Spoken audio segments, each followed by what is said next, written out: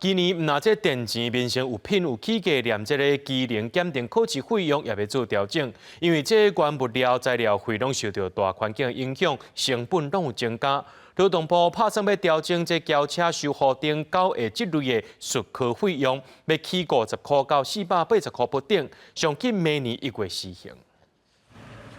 起头老师先拆掉，再去北领啊兼甲区上北落来。高级老师等咧训练学生考试项目，学校鼓励学生去考专业证照，帮助未来就业。不过伫咧逐项起的大环境之下，即摆连机能检定的考试费嘛未减值，超过10几档无调整的检定费用。即阵劳动部劳动力发展署打算要部分起价。从基础零啊开始，换零配啊，佮有迄个零轻，然后传动系统啊，影影遐的物件拢是。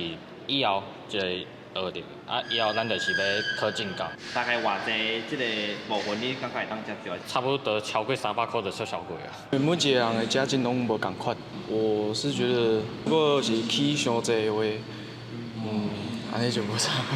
目前机能检定拢总有258个职类级别，这3档来平均有1万人报考。劳法署要调整9个职类，其中车辆涂装、土雷水管配管、汽车修护甲车床，调整费用对50块到480块拢有，整体起8.8趴。有学校认为考检定费用难免会调整，因建议当针对无共报名的身份收无共费用，嘛通说奖励金来鼓励学生。当时有材料费，有当其他的费用爱交。